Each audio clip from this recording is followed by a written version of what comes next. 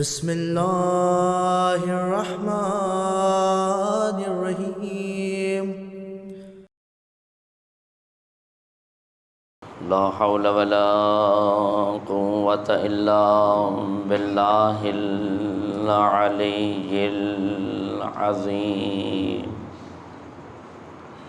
حسبنا اللہ ونعم الوکیل، نعم المولا ونعم النصیر۔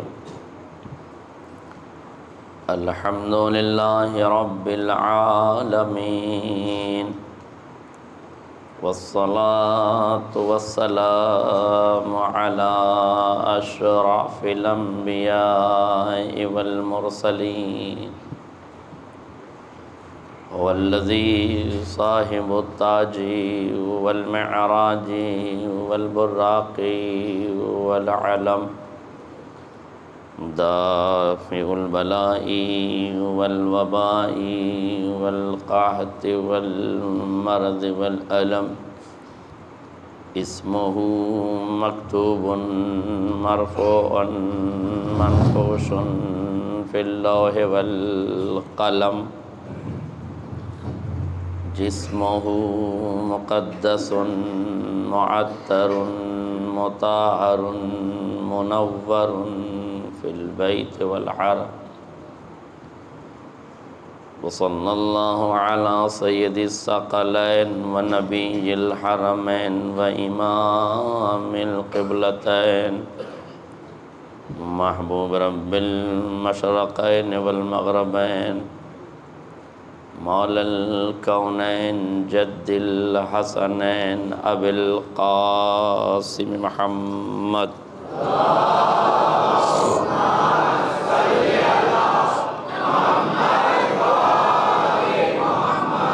وعلى آل بيته الطيبين الطاهرين المعصومين المظلومين، ولعنة الدائمة الباقية على أعدائهم أجمعين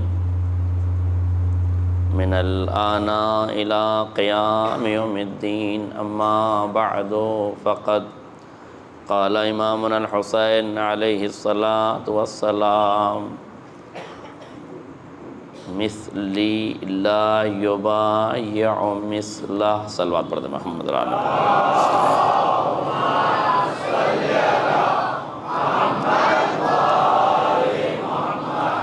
حضرات گرامی قدر، بزرگان ملت، دوستان عزیز، عشر مجالس کی یہ آج چھٹی مجلس ہے۔ کربلا زینہ بزینہ کے عنوان سے معروضات آپ کے حوالے کیے جا رہے ہیں۔ صلب موضوع میں ہم داخل ہوئے تھے اور کل ہماری گفتگو کے درمیان ایک شخصیت کا ذکر نکلا تھا اور اسی پر تھوڑی بہت گفتگو ہوئی۔ جناب مختار ثقفی کی بات کل نکلی تھی۔ دیکھیے، مقدماتی طور پر یہ بات یاد رکھیے، جناب مختار کی شخصیت کوئی ایسی شخصیت نہیں ہے کہ جس کے نہ ماننے سے انسان شیعت سے خارج ہو جائے، یا جن کو ماننے سے انسان کی شیعت میں چار چاند لگ جائیں۔ اگر کچھ لوگ یہ مانتے ہیں کہ جناب مختار کا قیام حکومت کے لیے تھا، ولایت کے لیے نہیں تھا، یہ ماننے سے وہ لوگ شیعت سے خارج نہیں ہو جاتے۔ جو لوگ یہ مانتے ہیں کہ ان کا قیام ولایت کے لیے تھا، حکومت ظاہری کے لیے نہیں تھا، اس کے ماننے سے کوئی شیعوں کے عقیدے میں چار چاند نہیں لگ جاتے ہیں۔ ہمارا عقیدہ بنتا ہے عصمت کے عقیدے سے اور خراب ہوتا ہے عصمت کے عقیدے پر ضرب کاری لگانے سے۔ معصوم کے بارے میں عقیدہ صحیح ہو تو شیعت کا عقیدہ ٹھیک، معصوم کے بارے میں خدا نخواستہ کہیں مشکل پیش آئے تو پھر اس کا عقیدہ ٹھیک نہیں ہے۔ دشمنان آل محمد سے نفرت اگر کا پہلو ہے تو کوئی حرج نہیں ہے، لیکن دشمنان آل محمد کی ذرا سی محبت اگر دل میں آ جائے تو دنیا بھی برباد ہے اور آخرت بھی برباد ہے۔ اس لیے اگر کوئی مختار کو بنی امیہ کی محبت میں غلط مانتا ہے تو پھر دنیا میں بھی ذلیل ہے اور آخرت میں بھی رسوا ہے۔ لیکن اگر کوئی مختار بما یا مختار کی کیفیت پر بحث کرتا ہے، اب میں آپ کو آج کی مجلس میں وہ مثالیں اور وہ ادھارن اور وہ اگزامپل دینا چاہتا ہوں کہ جہاں تاریخ میں شخصیت کشی کی گئی ہے، شخصیت کے بارے میں کوشش کر کے الٹا سیدھا لکھا گیا ہے۔ غور کیجئے گا، ایک صلوات پڑھ دیں محمد اور آل محمد۔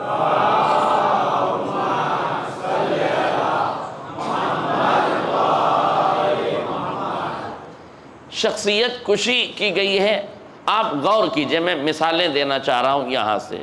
تاریخ پڑھیے، حضرت علی کی تصویر بتائیے اور پوچھئے مورخ سے کہ علی کیسے تھے، علی کی شکل کیسی تھی، علی کی تصویر کیسی تھی، علی کا جسم کیسا تھا، علی کا وجود کیسا تھا، تو سنیں گے آپ بنی امیہ کے بکے ہوئے قلموں نے تاریخ میں علی کی تصویر کیسے بنائی ہے۔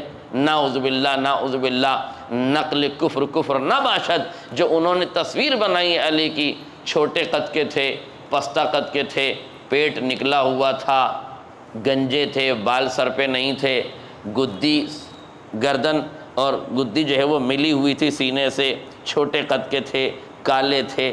آپ بتائیے یہ جو تصویر بنائی جا رہی ہے، یہ بنی ہاشم کے چاند کی بنائی جا رہی ہے، بنی امیہ کی بتائی جا رہی ہے؟ یہ تصویر علی کی ہو سکتی ہے؟ آپ کا عقیدہ کچھ کہتا ہے، آپ کی عقل کچھ کہتی ہے، مگر جو تبری کو ابا مانتے ہیں وہ اسی کو تاریخ سمجھتے ہیں۔ تو تاریخ تبری کو ابا ماننا بند کیجئے۔ ابن جریر تبری تاریخ کا باپ نہیں ہے۔ یہ اور بات ہے کہ بہت سے شیعہ سنی افراد نے اپنی کتابوں میں اسی کتاب سے لیا ہے، اور جب ایک منبع اور ایک مصدر ہے اور 10 کتابوں نے اسی سے لیا ہے تو اگلا کہتا ہے 10 کتابوں میں موجود ہے۔ یہ نہیں دیکھ رہے ہیں کہ 10 کتابوں نے لیا کہاں سے ہے، 10 لوگوں نے بھی تو ایک ہی آدمی سے لیا ہے۔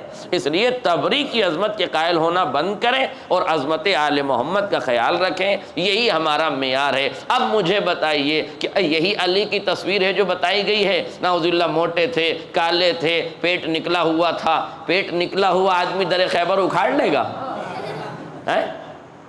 آپ بتائیے، موٹے تھے، چلو موٹا لکھنے سے یہ ثابت ہو گیا کہ علی کبھی میدان سے بھاگے نہیں ہوں گے، ہاں جو دبلے پتلے تھے وہ ضرور بھاگے ہوں گے۔ مگر آپ غور کیجئے کہ کیا یہ چیزیں، علی کی تصویر، کالے تھے علی؟ اللہ اکبر! قرآن جس کے لیے کہہ رہا ہے والشمس وضحاها والقمر اذا تلاها، اگر سورج پیغمبر ہیں تو چاند مولائے کائنات ہیں۔ جسے قرآن نے قمر کہا ہو اس کی حسن و جمال کا کیا عالم ہوگا۔ جب لوگ مولا عباس کی شخصیت کو دیکھتے تھے تو دیکھتے رہ جاتے تھے، لوگ اپنا کام چھوڑ کے صرف علی اکبر کی اور مولا عباس کی زیارت کیا کرتے تھے۔ کون ہے علی حسین ابن، کون ہے علی اکبر، کون ہے عباس ابن علی، جس کے بارے میں خود مولا نے فرمایا انہو قمر بنی ہاشم، یہ عباس نہیں ہے، بنی ہاشم کا چاند ہے۔ تو جو عباس کی شبیہ ہو، اگر وہ بنی ہاشم کا چاند ہے تو خود مولا کائنات کے چہرے کی چمک کا کیا عالم ہوگا۔ مگر اندھوں کو کہاں نور دکھائی دیتا ہے، اندھوں کو کہاں روشنی دکھائی دیتی ہے۔ عباس ابن علی کے لیے کہا انہو قمر بنی ہاشم، بے شک یہ قمر، انہو قمر بنی ہاشم، یہ بے شک قمر بنی ہاشم ہے۔ جب علی اکبر کا سر دربار کوفہ میں، بازار کوفہ میں لایا گیا تو کوفے کی خواتین نے دیکھ کے کہا تھا انہو قمر منیر، کیا کہا تھا؟ یہ چمکتا ہوا چاند ہے۔ جب حسین ابن علی کو سر کو دیکھا تو کہا انہو بدر منیر، یہ 14ویں کا چاند ہے۔ جب جناب مسلم کے دونوں بیٹوں کو اس بڑھیا نے دیکھا جو پانی میں نظر آ رہے تھے، جو 1 سال سے، توجہ کیجئے گا، 1 سال سے ابن زیاد کی قید میں تھے، ان بچوں کے چہروں کو دیکھ کے اس بڑھیا نے کہا کأنہما قمران عاکفان فی الماء، گویا 2 چاند سے چہرے ہیں جو پانی میں چمک رہے ہیں۔ تو 1 سال کی جیل میں رہنے کے بعد اگر مسلم کے نونہال چاند کے ٹکڑے ہیں، علی اکبر چاند کا ٹکڑا ہے، عباس چاند ہے، حسین چاند ہے، تو ان چاندوں کے درمیان جس نے سب کو ضیائیں بخشی ہے اس علی کے کیا عالم ہوگا۔ اس کا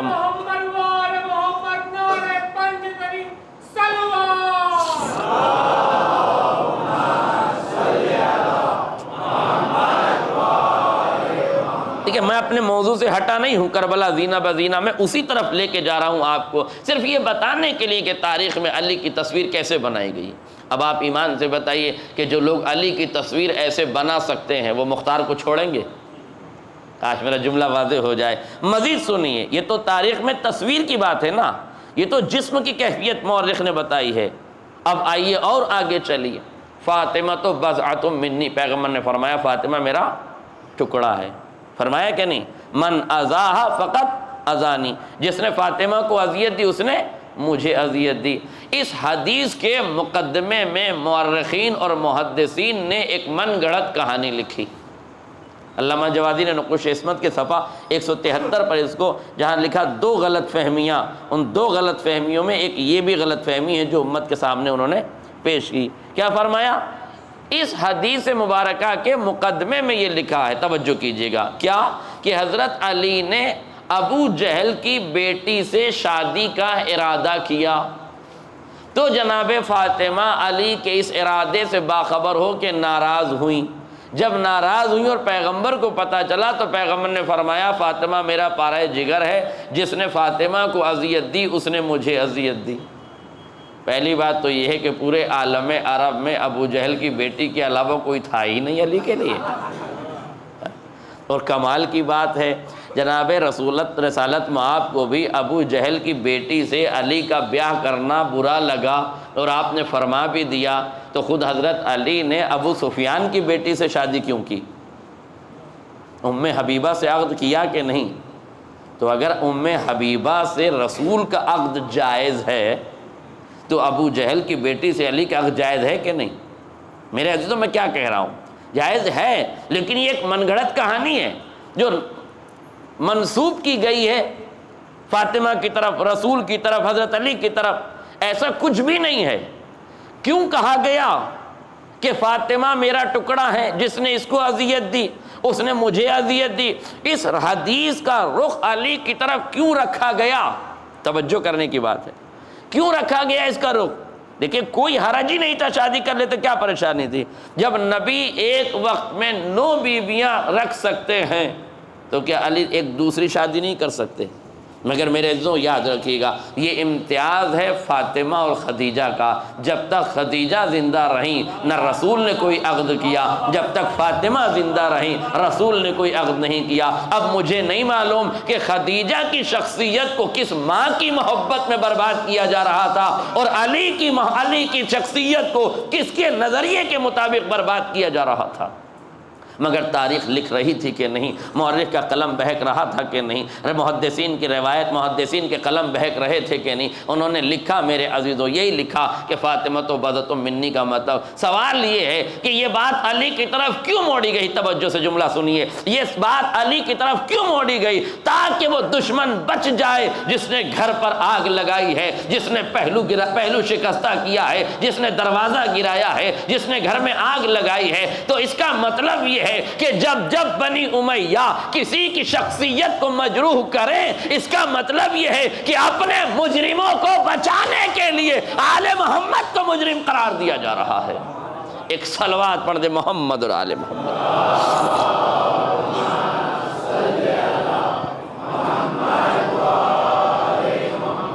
اب آپ ایمان سے بتائیے،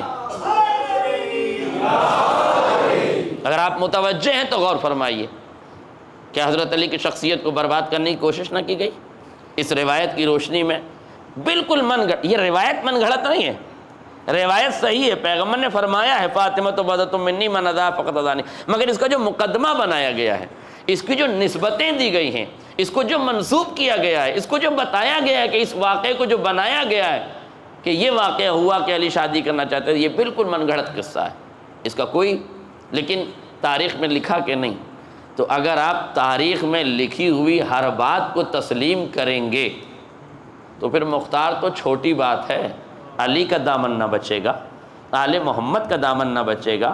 خود امام حسن کی صلح پر مورخ نے لکھا کہ امام حسن کی صلح پر امام حسین کو اعتراض تھا، امام حسین نہیں چاہتے تھے کہ امام حسن صلح کریں، راضی نہیں تھے، اور صلح کے بعد بھی راضی نہیں تھے، لیکن اب مجبوری تھی کہ بڑا بھائی ہے، صلح کر لی ہے تو راضی ہو جائے۔ آل محمد مجبوریوں میں قدم اٹھاتے ہیں، آپ غور فرمائیے، تو جو شخص حسن کی صلح پر حسین کو معترض بنا کے دکھا سکتا ہے، اگر وہ مختار کے بارے میں 4 روایتیں لکھ دیں تو کوئی تعجب کی بات ہے۔ اس لیے میرے عزیزوں، میں یہ نہیں کہہ رہا ہوں کہ آپ مختار کو بری ہی مانیے، لیکن یہ ضرور یاد رکھیے کہ بنی امیہ کی سازشوں کا شکار نہ ہو جائیے۔ آپ مختار کو جو مانتے ہیں مانیں، نہ میں کسی پہ طنز کر رہا ہوں، نہ میں کسی پر اعتراض کر رہا ہوں، میں تو آپ کو تاریخ کا ایک اسٹوڈنٹ، ہسٹری کا ایک اسٹوڈنٹ ہونے کے ناطے میں آپ کو اتہاس کا ایک ودیارتھی سمجھتے ہوئے، تاریخ کا ایک طالب علم سمجھتے ہوئے، ہسٹری کا ایک اسٹوڈنٹ سمجھتے ہوئے آپ کو متوجہ کر رہا ہوں کہ جو کچھ تاریخ میں ملے اسے سینے سے نہ لگا لینا، جو تاریخ میں ملے اسے سامنے رکھنا، عظمت آل محمد کو سامنے رکھنا، پھر دونوں کو ملا کے دیکھنا، جو عظمت آل محمد کے مطابق ہو اسے لے لینا، جو عظمت آل محمد کے خلاف ہو اسے دیوار پہ دے مارنا۔ ایک صلوات پڑھ دیں محمد اور آل محمد۔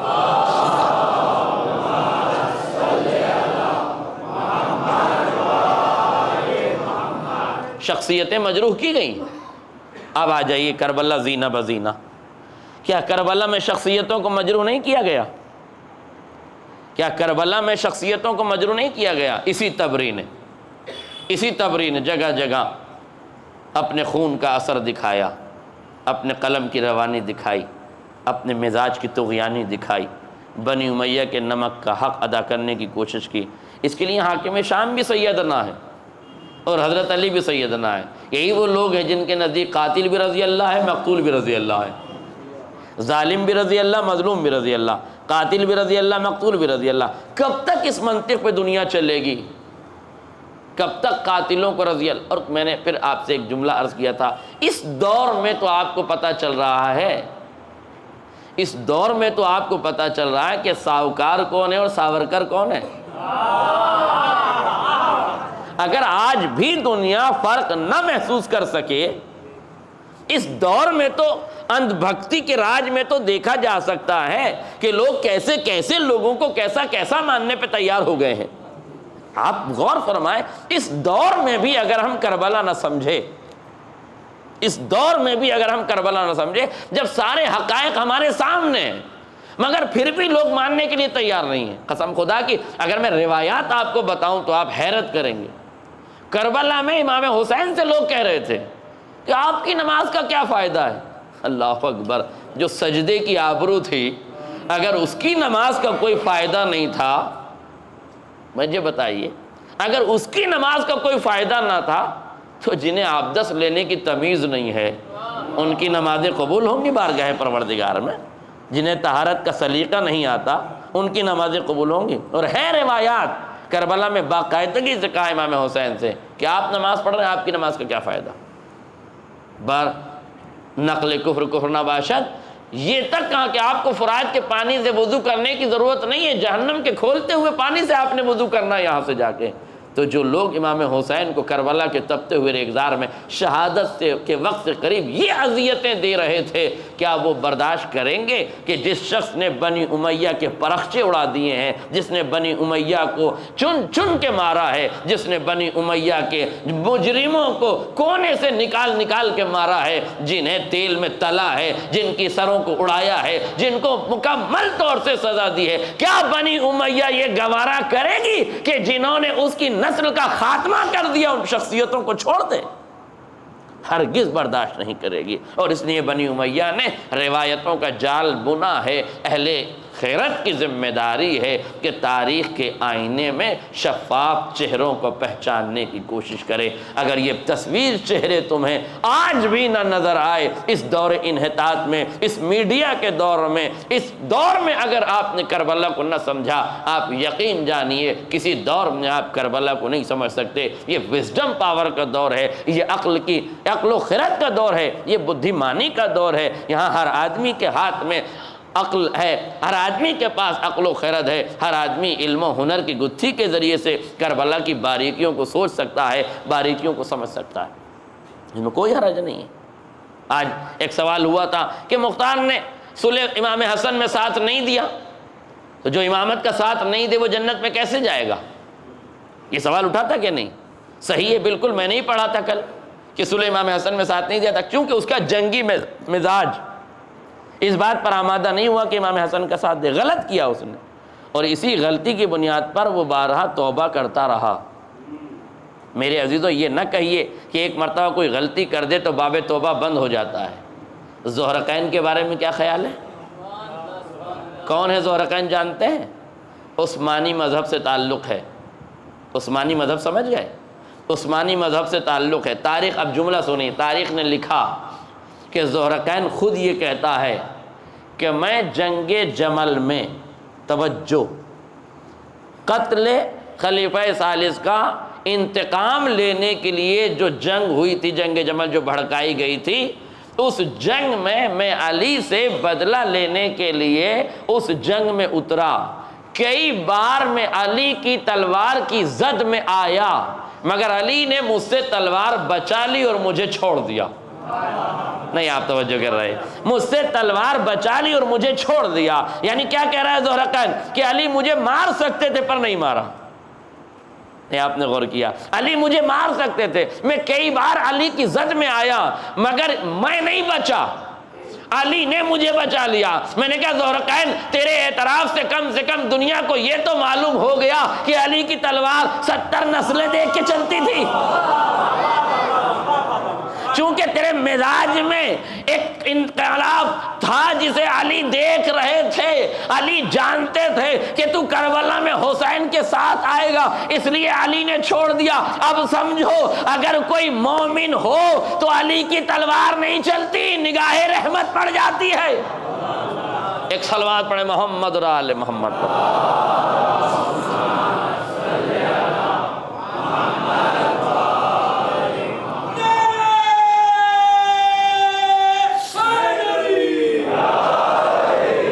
بہت شکریہ آپ کے اس جوش اور جذبے کا اور اس ایمانی جذبے کا کہ آپ اس تاریخ کی کڑوی باتوں کو بڑے میٹھے انداز میں سن رہے ہیں۔ آپ یقین کریں، یہ موضوع پڑھنے کے ہوتے نہیں ہیں اشرے میں، اسے لوگ چھیڑتے نہیں ہیں، مگر آپ کی سماعت نے میری خطابت کو اجازت دی ہے کہ میں ان مسائل کو آپ تک پہنچاؤں۔ کون ہے زہرقین؟ سن لیا آپ نے، عثمانی مذہب سے تعلق، قتل عثمان کا بدلہ لینے کے لیے، اپنے مذہب کا پرچار کرنے کے لیے جنگ جمل میں آئے۔ جنگ جمل میں مولا کائنات کے ہاتھوں سے بچ گئے، یعنی علی نے چھوڑ دیا۔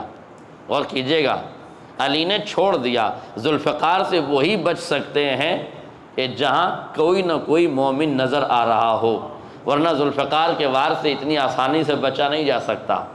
اب وہ اور ہیں کہ جو کچھ پھینک وینک کے بھاگ گئے تھے تو بچ گئے تھے۔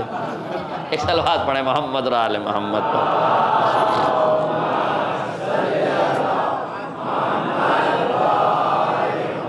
اور فخریہ آ کے بتایا بھی حاکم شام کو کہ میں آج علی کے سامنے آ گیا تھا، تو پوچھا پھر تجھے علی نے چھوڑ کیسے دیا؟ کہا بس چھوڑا کیا، میں خود ہی کچھ چھوڑ کے آ گیا۔ ایک صلوات پڑھیں محمد اور آل محمد پر۔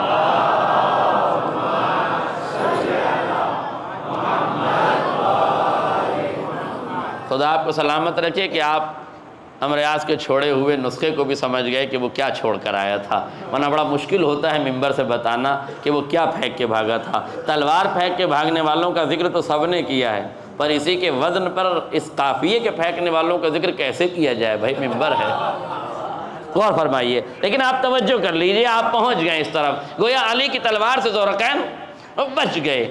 یعنی بچ گئے کیا مطلب؟ یعنی علی نے آپ کو چھوڑ دیا۔ اب جو تاریخی لفظیں ہیں وہ یہی ہیں کہ جب زہرقین حج کر کے واپس ہوئے ہیں، تاریخ میں یہ لکھا ہے جب حج کر کے واپس ہوئے ہیں تو آپ کا قافلہ جناب امام حسین کے قافلے سے آگے آگے چل رہا تھا۔ جیسے امام کا قافلہ پہنچتا تھا ویسے ہی آپ کا قافلہ آگے بڑھ جاتا تھا۔ کسی نے پوچھا بھی راستے میں، تاریخ میں لکھا ہے، روایت کے فقرے ہیں کہ تم بار بار امام سے آگے کیوں چلے جاتے ہو؟ تو تاریخ نے عجیب جملہ لکھا، تاریخ نے لکھا ہے کہ روئے زمین پر میں جن لوگوں سے نفرت کرتا ہوں ان میں حسین ابن علی کی ذات ہے۔ آپ غور کیجئے، جن سے میں نفرت کرتا ہوں، نعوذ باللہ نقل کفر نہ باشد، وہ حسین ابن علی کی ذات ہے، اس لیے میں بار بار آگے بڑھ رہا ہوں۔ ایک مقام ایسا آیا کہ امام نے اس کے قافلے کو درک کر لیا، اور قافلے کو درک کرنے کے بعد فوراً یہ کہا کہ پیغام بھیجا کہ جاؤ میرا پیغام لے کے بلا کے آؤ۔ پیغام رساں گیا اور پیغام پہنچایا۔ تاریخ نے لکھا ہے کہ اس وقت ایک صلوات پڑھیں محمد و آل محمد۔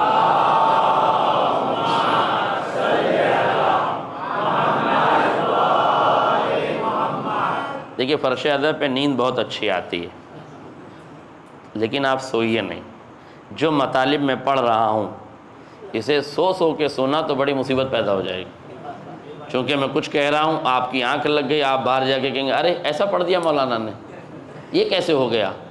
تو آپ اگر سونا ہے تو آرام سے سوئیے، آنکھ بار بار نہ کھولیے، ایک دم تان کے سوئیے، میں آپ کو ڈسٹرب نہیں کروں گا۔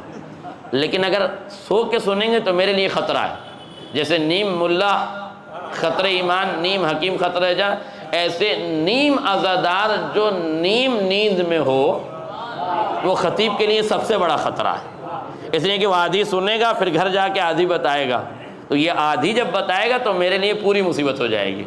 اس لیے یا تو بالکل سو جائیے، موضوع بھی ایسا ہے کہ آدمی سو ہی جائے، اور اگر جاگ رہے ہیں تو پھر قاعدے سے جاگیے، پھر سونے کی اجازت نہیں ہے۔ ایک صلوات پڑھیں محمد اور آل محمد پر۔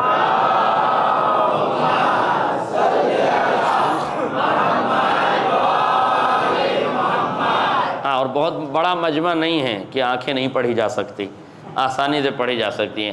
غور فرمائیے گا، توجہ کیجیے گا۔ ذوالحقین کون ہے؟ جو علی کی تلوار سے بچ گئے، یعنی علی نے اپنی تلوار کو چھوڑ دیا، تلوار کے میں آئے، یہ زد میں آئے، لیکن بار بار ان کو چھوڑ دیا۔ اب قافلے پہ قافلہ آگے بڑھتے جا رہے ہیں، منزلیں کرتے جا رہے ہیں، امام نے قاصد بھیجا، جاؤ ذوالحقین کو بلا کے لاؤ۔ تاریخ نے لکھا کہ ذوالحقین اپنے پورے قوم قبیلے کے ساتھ جو پورا قافلہ کاروان لے کے چلے تھے، جس میں کئی سو کنیزیں تھیں، کئی سو غلام تھے، اور ظاہر ہے کہ اس دور کے سب سے بڑے تجارت والے تھے، بزنس مین، اور آپ لوگوں سے زیادہ بزنس مین کو کون جانتا ہے؟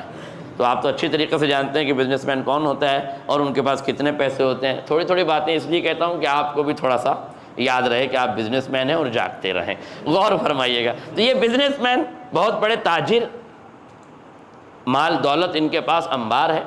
گئے، جانے کے بعد توجہ کیجئے گا، جیسے امام کا قاصد پہنچا تو یہ لوگ کھانا کھا رہے تھے، ایک دم سے رک گئے، حیرت ہوئی کہ فرزند رسول نے مجھے کیسے یاد کیا۔ تاریخ نے لکھا کہ ان کی زوجہ کا نام تھا دہلم۔ دہلم نے جیسے یہ سنا کہ فرزند رسول کا قاصد آیا ہے، فوراً کہا ظہر جاتے کیوں نہیں؟ ذوالحقین جاتے کیوں نہیں؟ کہا کہاں جاؤں؟ کہا فرزند رسول تجھے بلا رہا ہے۔ بس جیسے ہی سنا فرزند رسول مجھے بلا رہا ہے، ایمان کی حرارت بیدار ہونے لگی۔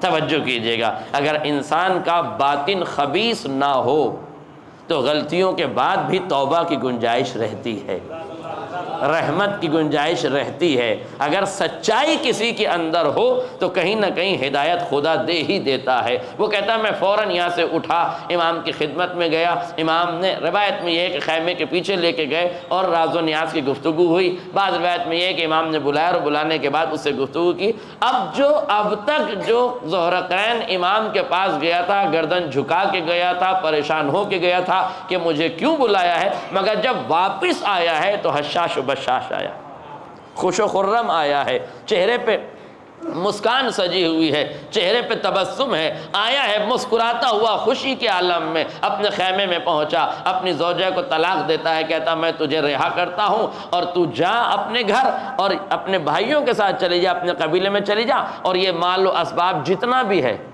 یہ سارا مال تو لے جا۔ اس نے پوچھا ہوا کیا؟ اس نے کہا ہوا یہ کہ میں حسین ابن علی کی بارگاہ میں گیا تھا، انہوں نے مجھے شہادت کی بشارت دی ہے۔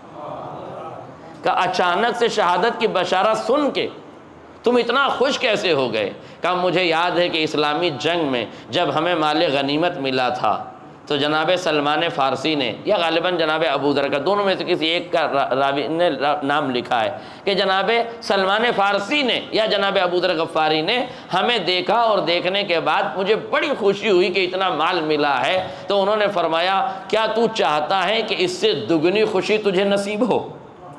اس نے کہا مجھے دگنی خوشی کب نصیب ہوگی؟ اتنی بڑی خوشی، اتنا مال ملا ہے، مال سے زیادہ اور کیا خوشی ہوگی؟ کہا تجھے دگنی خوشی ہوگی جب تجھے جنت کی بشارت ملے گی، جب تجھے شہادت میں جاننے کے سرخرو ہونے کا سبق ملے گا، جب تو جنت میں جائے گا، جب تجھے شہادت ملے گی تو پھر تجھے دگنی خوشی ہوگی۔ میں نے کہا کہ وہ وقت کون سا ہوگا؟ کہ وہ وقت وہ ہوگا جب تو حسین کی معیت میں جا رہا ہوگا، تو حسین کے ساتھ جا رہا ہوگا۔ تاریخ نے یہی لکھا کہ یہی وہ وقت تھا کہ اسے دگنی خوشی حسین ابن علی نے یاد دلائی، کربلا کا واقعہ یاد دلایا، جنت کا پیغام سنایا، شہادت کا پیغام سنایا، اور عظیم حکومت کے خلاف نبرد آزما ہونے کی تلقین فرمائی۔ یہ تیار ہوا۔ میرے عزیزوں، ایمان سے بتائیے اس کا ایمان کیا تھا؟ جنگ جمل میں علی کے خلاف لڑ رہا تھا کہ نہیں؟ روئے زمین پر حسین سے زیادہ کسی سے نفرت نہیں کرتا تھا، مگر اس کے باوجود بھی جب ہدایت پا گیا، جب ہدایت پا گیا تو حسین کے ساتھ آ گیا۔ اس لیے یہ نہیں کہا جا سکتا جو صلح حسن میں ساتھ نہیں تھا وہ انتقام کیسے لے سکتا ہے۔ اگر خدا ہدایت دینا چاہے تو دشمن کو ہدایت دے سکتا ہے، تو یہ تو دوست ٹھہرا۔ ایک صلوات پڑھنے محمد اور آل محمد۔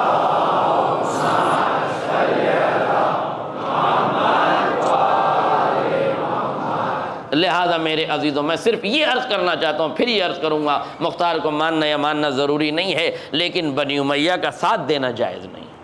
بنی امیہ کے ڈالے ہوئے دام فریب کو سمجھنا ہماری ذمہ داریوں میں سے ایک ذمہ داری ہے، اور یہ ممبر رسول اسی لیے ہے کہ لوگوں تک حقائق پہنچائے جائیں اور بنی امیہ کی سازشوں کا جنازہ اس ممبر سے نکالا جائے۔ اور اگر آج ہم نے بنی امیہ کے فتنے کو نہیں بتایا تو پھر بنی امیہ کا فتنہ دنیا جان نہ سکے گی، اس لیے کہ بنی امیہ کے فتنے کے جاننے کے یہی دن ہیں۔ نہیں توجہ کریں آپ، بنی امیہ کے جاننے کے فتنے کے یہی دن ہیں۔ بس آپ کی مجبوری یہ ہے کہ آپ بزنس میں لگے ہوئے ہیں اور کرنٹ افیئر سے جڑے ہوئے نہیں ہیں، ورنہ اگر آپ کرنٹ افیئر سے جڑے ہوئے ہوتے اور حالات کا جائزہ لے رہے ہوتے تو آپ کو محسوس ہوتا کہ کس رخ پہ تاریخ جا رہی ہے، اس رخ پہ تاریخ کو لے جایا جا رہا ہے کہ آنے والے زمانے میں تاریخ کی تصویر ہی بدل جائے گی۔ اور کسی نے بڑا خوبصورت جملہ کہا ہے کہ قسم خدا کی اگر زینب علیہ مقام نے جناب زینب علیہ مقام نے اگر واقع کربلا کے بعد فرش عزائے حسین نہ بچھایا ہوتا تو دشمن نے حسین کا قاتل ہی بدل دیا ہوتا۔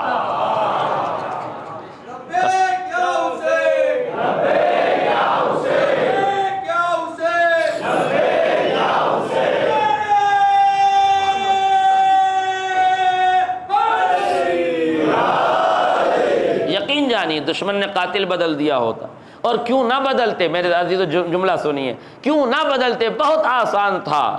جب 11 ہجری سے 60 ہجری تک 50 برسوں میں رسول کا قاتل بدل دیا گیا، فاطمہ کا قاتل بدل دیا گیا، علی کا قاتل بدل دیا گیا، حسن کا قاتل بدل دیا گیا، تو حسین کا قاتل بدلنے میں کتنی دیر لگتی؟ یہ تو حسین ابن علی کی حکمت عملی تھی۔ جملہ آپ کے حوالے ہے، یہ تو حسین ابن علی کی حکمت عملی تھی کہ آپ نے کربلا میں صرف شہادت نہیں پائی ہے بلکہ قاتلوں کی نقاب کشائی کر دی۔ زینب علیہ مقام متوجہ کر کے کائنات کو بتا رہی تھی، عجب نہیں جنت البقیع کا رخ کر کے زینب علیہ مقام نے کہا ہو اما گواہ رہنا، مدینے میں گھر جلانے والا اگر قداست کی نقاب اوڑھ کے چھپ گیا ہے تو کربلا میں خیمے جلانے والا پکڑا جائے گا۔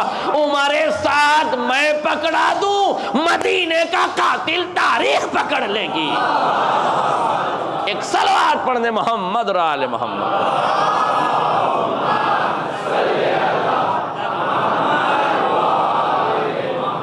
یہ عمر سعد بے نقاب، یہ عمر سعد بے نقاب نہیں ہو رہا تھا، جملہ آپ کے حوالے ہے، عمر سعد بے نقاب نہیں ہو رہا تھا، یہ گھر جلانے والوں کے نام بتائے جا رہے تھے، یہ پہلو شکستہ کرنے والوں کے نام بتائے جا رہے تھے، یہ عظمت آل محمد کو مجروح کرنے والوں کے نام بتائے جا رہے تھے کہ کس کس نام کے کیسے کیسے مجرم ہوا کرتے ہیں۔ یہ دنیا دیکھ لے، جب سعد نام کے ایسے ہیں تو بد نام کے کیسے ہوں گے۔ ایک صلوات پڑھ دے محمد اور آل محمد۔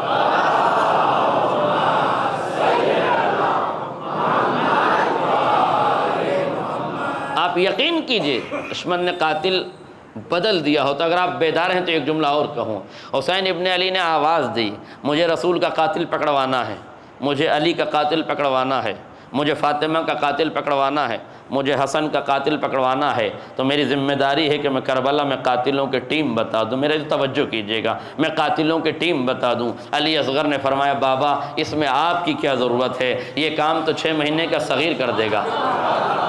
آئے میرا جملہ واضح ہو جائے، یہ کام تو 6 مہینے کا صغیر کر دے گا۔ کہا میرے لال تو کیسے کرے گا؟ کہا 3 بھال کا تیر نہیں آئے گا، پوری کینٹین پکڑی جائے گی قاتلوں۔ ایک صلوات پڑھے محمد اور آل محمد پر۔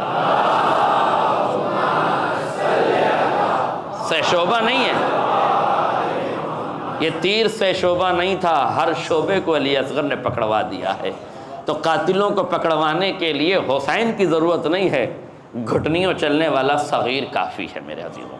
غور فرمائیے میں کیا عرض کر رہا تھا۔ لہذا کربلا زینہ بزینہ اگر ہم کو سمجھنا ہے، ان شخصیتوں کو سمجھنا پڑے گا، عظمت کربلا کو سمجھنے کے لیے ان واقعات کا جائزہ لینا پڑے گا۔ تاریخ میں واقعات کا لکھ دینا کافی نہیں ہے، یہ تو دیکھو کہ عظمت آل محمد کو کیسے مجروح کرنے کی کوشش کی گئی ہے۔ بتائیے آپ، جس نے علی کی شخصیت کو مجروح کرنے کی کوشش کی، جس نے فاطمہ کی شخصیت کو مجروح کرنے کی کوشش کی، جس نے حسن کی شخصیت کو مجروح کرنے کی کوشش کی، جس نے امام حسین کی شخصیت کو مجروح کرنے کی کوشش کی، وہ مختار کی شخصیت کو چھوڑے گا؟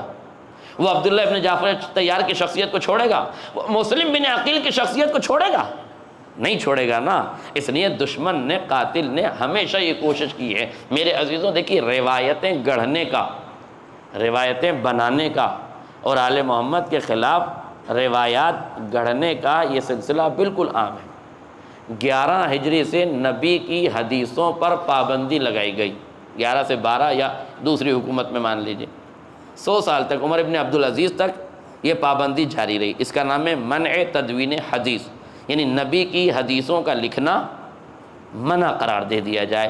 میں آپ سے ایک جملہ پوچھ رہا ہوں، نبی کی حدیثوں کو لکھنا منع ہو گیا، کیا مطلب حکومت کی طرف سے ابھی ایک اعلان آ جائے، مثال کے طور پر یہ جو آئی کارڈ ہے یہ ختم، تو اس کا مطلب یہ کہ اب جو دوسرا آئی کارڈ آئے گا وہی ویری ہوگا نا، ویریفیکیشن اسی کا ہوگا، وہی مانیتا پراپت ہوگا۔ ارے آپ آسان بھاشا میں سمجھ لیجئے، نوٹ بندی ہوئی تھی، کتنی مفید ہوئی تھی یہ تو الگ بحث ہے، مگر نوٹ بندی ہوئی تھی کہ نہیں؟ نوٹ تھا، راتوں رات جو کروڑ پتی تھے وہ روڈ پتی ہو گئے کہ نہیں ہو گئے؟ حکومت نے اعتبار ختم کیا اور بعد میں چیزیں ختم ہو گئی۔ ایسے ہی نبی کی حدیثوں پہ پابندی لگائی دی تھی، سرکاری آرڈر تھا کہ اب نبی کی حدیثیں نہ لکھی جائیں۔ آپ ایمان سے بتائیے، کیا نبی کی حدیثوں پہ پابندی تھی تو کون سی حدیثوں پہ پابندی تھی؟ اگر حدیثوں پہ پابندی ہی تھی تو اونچے پیجامے کی روایت کہاں سے آئی؟ سرمے کی روایت کہاں سے آئی؟ زلف دراز کی باتیں کہاں سے آئی؟ حالانکہ زلف دراز کی باتیں روایت میں آئی ہیں، کٹورا کٹنگ کی باتیں نہیں آئی ہیں۔ یہ عجیب سماج ہے، روایت میں زلف دراز کی باتیں ہیں، یہ کٹورا کٹنگ پہ چل رہا ہے۔ یہ جو کٹنگ آج کل بالوں کی چل رہی ہے، آپ نے دیکھی ہے کہ نہیں نوجوانوں؟ اچھا، انجمن میں جانے کے لیے یہ کٹنگ زیادہ ضروری ہو گئی ہے۔ انجمن میں جانے کے لیے کٹنگ، بھیا یہ کٹنگ کر کے انجمن میں کیوں جا رہے ہو؟ ارے پہچانیں گے کیسے لوگ؟ تو یہ بالوں کی کٹنگ دکھانے جا رہے ہو یا آل محمد کی محبت دکھانے جا رہے ہو؟ بال میں جیل ہونا چاہیے۔ اچھا، آپ نے کبھی سوچا یہ جو سالون میں ہیئر کٹنگ اسٹائل میں لوگ جاتے ہیں، یہ کرتے کیا ہیں؟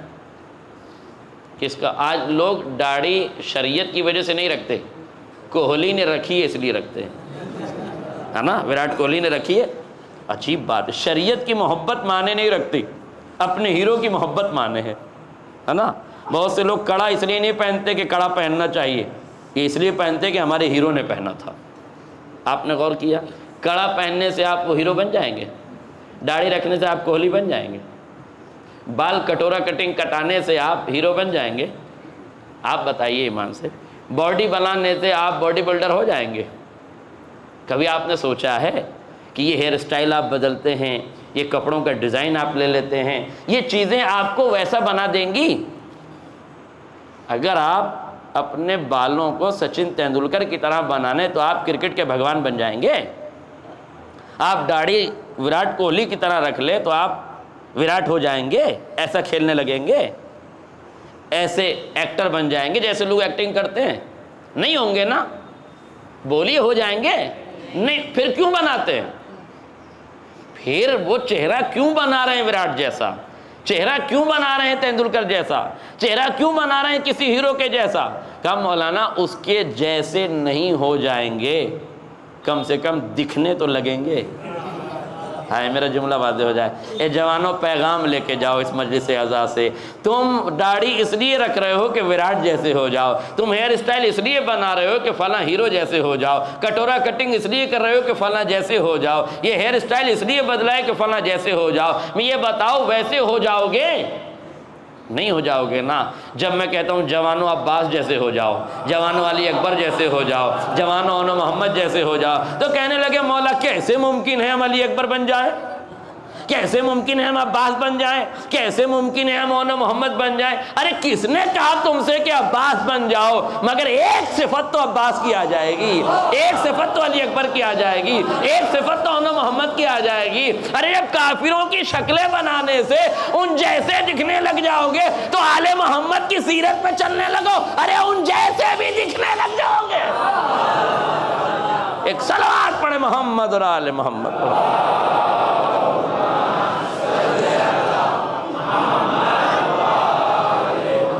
مگر عجیب بے حجابی اور بے حیائی کا دور ہے میرے عزیزوں۔ میں نے تو یہ جملہ کہا تھا کہ ملک عزیز میں ننگے چلنے پہ پابندی نہیں ہے، ننگے مہاراج کہیں بھی جا سکتے ہیں، حجاب پہ پابندی ہے۔ آپ غور فرمائیں کہ کس رخ پہ ہم جا رہے ہیں۔ ہماری سبھیتا، ہماری تہذیب، ہمارا کلچر صرف عداوتوں کو پروان چڑھا رہا ہے، ہم محبتوں میں نہیں ہے۔ میرے عزیزوں، داڑھی اس لیے رکھیے کہ آل محمد نے حکم دیا ہے۔ اور مجھے تو تعجب ہوتا ہے ان بڈھوں پر جو داڑھی منڈاتے ہیں جن کے پیر قبر میں ہیں۔ ارے اللہ کا خوف کرو، کسی دن ملاقات علی سے ہو گئی تو کیا منہ دکھاؤ گے؟ بھائی جوان داڑھی منڈا رہا ہے تو نہیں منڈانا چاہیے، مگر اس کے ساتھ ہو سکتا ہے کچھ مجبوری ہو۔ یہ 60 کے بعد کون سی مجبوری ہے؟ یہ ہیرو پنتی تمہیں 60 کے بعد سجائی دینے لگی؟ جوان بیٹے داڑھی رکھ رہے ہیں، بوڑھا باپ منڈا کے ہیرو بن کے ٹہل رہا ہے۔ بے حیائی کی انتہا اور بے ایمانی کی انتہا نہیں ہے تو کیا ہے میرے عزیز؟ آپ بتائیے۔ 60 کے بعد آدمی مرنے کی تیاری کر کے مسجد میں تسبیح لے کے بیٹھتا ہے، یہ سالون سے کلا سوفا تعلمون کر کے سماج میں ٹہل رہے ہیں۔ یہ بے حیائی کی انتہا نہیں ہے؟ تمہیں علی سے ملاقات نہیں کرنا ہے؟ تمہیں آل محمد سے ملاقات نہیں کرنا ہے؟ تمہیں اللہ رسول کو منہ نہیں دکھانا ہے؟ ٹھیک ہے کہ ہمارے یہاں اسلام میں داڑھی ہے، داڑھی میں اسلام نہیں ہے۔ صحیح ہے کہ ہمارے یہاں اسلام میں داڑھی، ارے چہرہ اچھا بنا کے رکھیے، کم سے کم مرد اور عورت میں تمیز تو پیدا ہو کہ یہ مذکر ہے یا مؤنث۔ میرے سے غور فرمائیے۔ لہذا یہ کڑوی بات ضرور ہے لیکن سنیے اور سمجھیے، میں بزرگوں کی بے احترامی نہیں کر رہا ہوں، اور اگر انہیں بے احترامی لگتی ہے تو جو شریعت کا احترام نہیں کرتے ان کا احترام کس بات کا؟ میں اس لیے احترام کروں کہ آپ کے پاس دولت ہے تو دولت آپ اپنے گھر میں رکھیے، میں شریعت کا ذمہ دار ہوں۔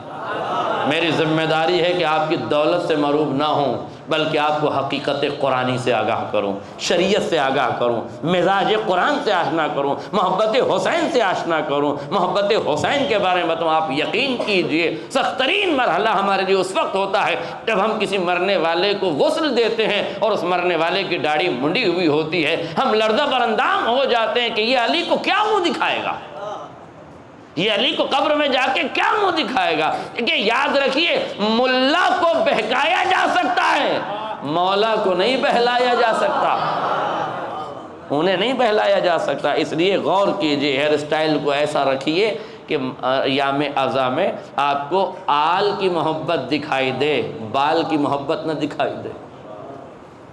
اسی لیے شریعت نے حج پہ جاتے وقت سر منڈا دیا کہ جو قیمتی بال ہے نا، پہلے یہ چوکٹا صحیح کر لو، پہلے اسے منڈا کے آؤ۔ کتنے قیمتی بال ہیں انسان کے، کبھی نہیں منڈاتا، مگر حج میں جاتا ہے تو راہ خدا میں منڈا دیتا ہے۔ کیوں؟ اس لیے کہ اللہ کی محبت میں۔ تم راہ حسین میں اسٹائلش بن کر آ رہے ہو۔ میرے عزیزوں، اس انجمن کے لوگوں کو، بچوں کو متوجہ ہونا چاہیے کہ ایسا نہ ہو کہ ہم محرم کے ایام کو غم منانے کے بجائے اپنی خوشی کا ماحول بنا دیں۔ نوجوان کہتا ہے کپڑے پہ پریس نہیں ہے، مجھے انجمن میں جانا ہے، ماں سے لڑ رہا ہے، بہن سے لڑ رہا ہے، شوہر ہے تو زوجہ سے لڑ رہا ہے، پریس ضروری ہے، ماں کو گالی بک کر آیا ہے، بہن کو گالی بک کر آیا، بیوی کو اذیت پہنچا کر آیا ہے، پریس نہیں کی تو بیوی سے لڑ کر آیا. مجھے بتاؤ یہ جو بیوی کا دل دکھا کے آیا ہے، یہ جو ماں کا دل دکھا کے آیا ہے، یہ حسین کی ماں کو راضی کر لے گا؟ یہ حسین کی ماں کو راضی کر لے گا؟ اس کا مطلب یہ ہے کہ رشتوں کا پاس و لحاظ وہاں رکھو تاکہ حسین کے رشتے تمہیں کلیجے سے لگا سکیں. ایک صلوات پڑھ دے محمد اور آل محمد.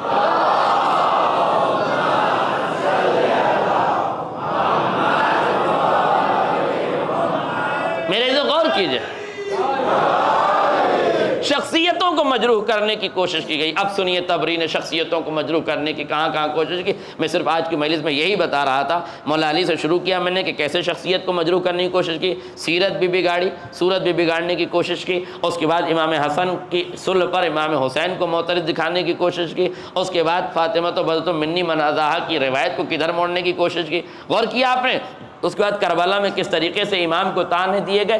اس کے بعد اور ملاحظہ فرمائے کہ شخصیتیں کیسے کیسے برباد کرنے کی کوشش کی. اور میرے عزیزوں ایک جملہ یاد رکھیے گا، مجھے غیروں کی عداوت سے شکایت نہیں ہے، اس لیے کہ جو ظرف میں ہوتا ہے وہی چھلکتا ہے. مجھے تو اپنوں کی حماقت سے گلا ہے کہ اپنے بھی اس زہر کو نہیں دیکھ پائے کہ جو طبری نے شوگر کوٹیڈ دیا ہے، اس زہر کو نہیں دیکھ پائے. طبری کے جملے سنیے شخصیت کو مجروح کرنے کے لیے، اور شیعہ سنی دونوں علماء نے اس کو لکھا ہے تاریخ میں. اور ہماری مصیبت یہ ہے کہ ایک جملہ ہمیں دے دیا، خطائے بزرگاں گرفتن خطاس، عجیب پیمانہ بنا دیا کہ بزرگوں کی خطا پکڑنا بھی خطا ہے. اس کا مطلب یہ کہ بزرگ جو لکھ کے چلے جائیں آپ کو حرف لگانے کی ضرورت نہیں ہے، مگر یہ کہیں اور ہوگا. شیعت میں ایسا نہیں ہے، شیعت میں گنجائش ہے. شیخ صدوق کے نظریے کو شیخ مفید نے رد کیا ہے، شیخ مفید کے نظریے کو آنے والے علماء نے رد کیا ہے. اس کا مطلب یہ کہ غیر معصوم کے نظریے کو حرف آخر نہیں بنایا جا سکتا. صرف معصوم کا نظریہ حرف آخر بنے گا، غیر معصوم کا نظریہ حرف آخر نہیں بنے گا. طبری یہ لکھتا ہے کہ جب خطوط آنے لگے کوفے سے، میں جناب مسلم پہ بہت سی گفتگو پچھلے برس کر چکا ہوں، آپ کو بہت سی باتیں یاد ہوں گی، کچھ مجھے بھی یاد ہے. میں تمام باتوں کو چھوڑتے ہوئے اصل موضوع کی طرف، کربلا زینب بزینہ کا ہی ایک عنوان یہ بھی اسے سمجھ لیجئے. دو شخصیتیں میں اور بتا دوں تاکہ کربلا زینب بزینہ کا موضوع مکمل ہو جائے، یعنی مکمل سے مراد آج کی گفتگو مکمل ہو جائے. اور دوسری صورت میں آپ ان شخصیتوں کو بھی دیکھ لیں جنہیں طبری نے مجروح کرنے کی کوشش کی ہے. غور فرمائیے گا جناب مسلم کے لیے کیا لکھتا ہے طبری. طبری لکھتا ہے کہ جب کوفے سے خطوط آنے لگے اور امام نے اپنے بھائی مسلم بن عقیل کو 15 رمضان کو کوفے سے مدینے سے روانہ کیا، مکے سے روانہ کیا. مکے سے جناب مسلم مدینے گئے، وہاں سے 2 دلیلوں کو یعنی راستہ بتانے والوں کو ساتھ لیا اور لے کر چلے کوفے کی جانب. مدینے سے کوفے جانے کا جو آپ نے راستہ اختیار کیا وہ جنگلوں کا تھا، بیابانوں کا تھا، صحراؤں کا تھا، مصیبتوں کا تھا، بے آب و گیا صحرا کا تھا. راستہ بتانے والوں نے راستہ تو بتایا مگر راستہ چلتے چلتے وہ راستہ بتانے والے پیاس کی شدت سے جاں بحق ہو گئے، یعنی وہ دونوں مر گئے. جناب مسلم چونکہ اپنے جسم پر فاقہ کشی کا کنٹرول رکھتے تھے، اس لحاظ سے جناب مسلم بچ کے کوفے تک چلے گئے. مگر جب 2 دلیل مر گئے، یہ طبری نے لکھا ہے، بات کہیں اور نہ چلی جائے، پوری بات سنیے اور سمجھیے. میرے نوجوان دوستوں سے گزارش ہے پوری بات سنیے، پوری بات سمجھیے. میں بات بیان کروں گا پھر اس کی رد بھی کروں گا، تو ایسا نہ ہو کہ جب میں بات بیان کروں تو آپ جاگتے رہیں، جب رد بیان کروں تو آپ سو جائیں، تو پھر مشکل پیدا ہو جائے گی. لہذا پوری بات سن لیجئے، جو نہ سمجھے وہ دوبارہ جا کے سنے، اور دوبارہ بھی جس کے سمجھ میں نہ آئے خدا نہ خواستہ وہ بعد میں ہم سے آ کے پوچھے. میں یہ نہیں کہہ رہا ہوں کہ آپ سمجھتے نہیں ہیں، میں یہ کہہ رہا ہوں کہ آپ مکمل طور سے سمجھیے، اس لیے کہ آپ کی ذمہ داری خالی سمجھنا نہیں ہے، سوشل میڈیا پر بیٹھے ہوئے زہر پھیلانے والوں کو جواب بھی دینا ہے. تو اگر آپ کو کربلا کا تریاق تقسیم کرنا ہے تو بنی امیہ کی زہر افشانی کا جواب تو آپ کو دینا پڑے گا. آج تھرکتی ہوئی انگلیوں سے ذہن کی خباثتوں کو لمحے بھر میں کی بورڈ پر منتقل کر کے عوام تک پہنچا دیا جاتا ہے۔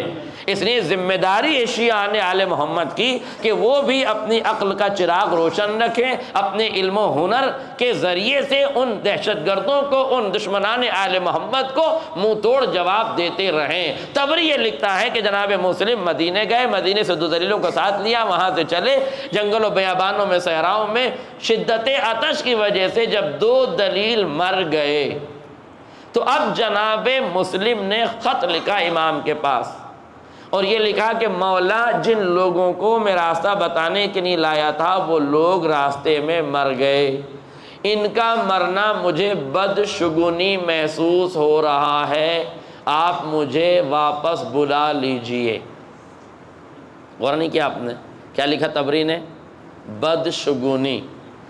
اس احمق کو اتنا بھی نہیں سمجھ میں آیا کہ جناب مسلم کی طرف سے خط لکھوا رہا ہے یا ہندوستان کی کسی خاتون کی طرف سے خط لکھوا رہا ہے۔ یہ بدشگونیاں ہندوستان میں خواتین کی جانب سے پیدا ہوتی ہیں، مردوں کی جانب سے نہیں۔ ہاں وہ مرد جو نسواں صفت ہو جائیں، وہ مرد جو عورتوں جیسی گفتگو کرنے لگیں، انہیں پھر بدشگونیاں یہاں بھی نظر آنے لگتی ہیں۔ آل محمد کے یہاں شگون اور بدشگون نہیں ہوتا، شریعت میں شگون اور بدشگون نہیں ہے، یہ تو کفر کی پڑوسی ہونے کی وجہ سے ہمیں شگون اور بدشگون سمجھ میں آئے ہیں، پڑوسیوں کا اثر آ گیا، ورنہ شریعت میں کچھ بھی نہیں ہے، شریعت میں شگون اور بدشگون نہیں۔ اچھا پھر آل محمد کی عظیم شخصیت مسلم بن عقیل، وہ شگون اور بدشگون کریں گے؟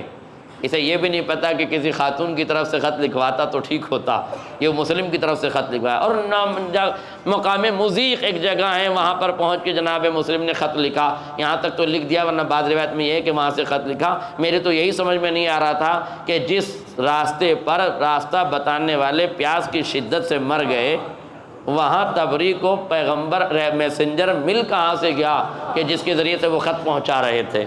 مگر ظاہر ہے کہ اب جھوٹ بولنے کے لیے کنارے تو بنانے پڑتے ہیں نا، تو بتایا مضیق نامی جگہ پر گئے، وہاں ایک قبیلہ تھا اور قبیلے نے جا کے یہ کام کیا اور وہاں سے انہوں نے خط بھیجا۔ اب غور سے سنیے، ظاہر ہے اب جب خط آیا ہے امام جناب مسلم کا تو یہ خط جائے گا بھی، تو اس کا جواب بھی تو جائے گا۔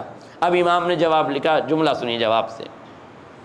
امام نے جواب کیا لکھا؟ امام نے جواب لکھا کہ مسلم، جس کام کے لیے میں نے بھیجا ہے وہ پورا کرو، تمہیں اس کام سے کوئی چیز نہیں روک رہی ہے مگر تمہارا خوف۔ نعوذ باللہ، نقل کفر نباشت۔ کیا کہہ رہے ہیں طبری؟ کہ امام نے لکھا کہ نعوذ باللہ تم بزدل ہو، تم ڈرکوپ ہو، تمہیں خوف مارے جا رہا ہے، خوف گھیرے جا رہا ہے، تم جان بچانا چاہتے ہو، تم ڈر رہے ہو، اس لیے تم کوفے نہیں جا رہے ہو، ہمارا ساتھ نہیں دے رہے ہو۔ اللہ اکبر۔ تاریخ میں لکھا ہے کہ جناب مسلم مدینے سے، جناب مسلم مکے سے روانہ ہوئے ہیں، حسین ابن علی نے مسلم کو بغل گیر کیا اور کہا بھائی جنت میں ملاقات ہوگی۔ نہیں توجہ کیا آپ نے؟ کیا کہا؟ بھائی جنت میں ملاقات ہوگی۔ تو جسے حسین نے مکے میں جنت کی بشارت دے دی ہے، وہ کوفے جانے سے اپنے آپ کو روک کیسے سکتا ہے؟ پہلی بات۔ دوسری بات یہ ہے میرے عزیزوں، کیا کہا امام حسین؟ کیا کہہ رہے ہیں کہ مسلم تم ڈر رہے ہو، تم خوفزدہ ہو، تم ڈرکوپ ہو، تم بزدل ہو، نعوذ باللہ۔ آپ نے غور کیا کبھی؟ محمد ابن اشعث ابن زیاد کا سپہ سالار ہے، کمانڈر ہے، توآں کے مکان کو جب گھیرتا ہے، جناب مسلم سے جب کوفے کی گلیوں میں جنگ ہوتی ہے تو لکھتا ہے قیس، محمد ابن اشعث لکھتا ہے ابن زیاد 500 کا لشکر اور بھیج دے۔ تو محمد ابن اشعث کو ابن زیاد نے لکھا 500 کا لشکر 5 بار بھیج چکا ہوں، تو اس سے ایک آدمی 2500 کے لشکر سے قابو نہیں آتا۔